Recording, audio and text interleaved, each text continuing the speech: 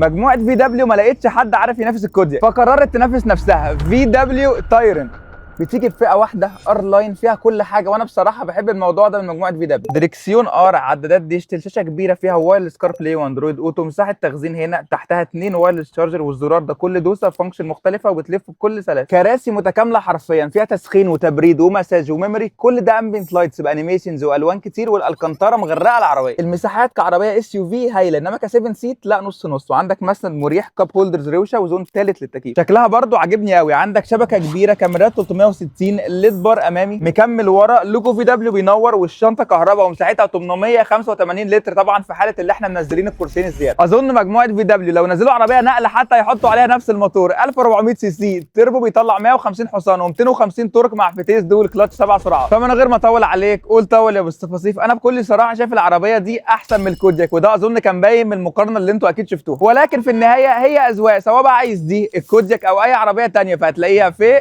اكستريم موتو.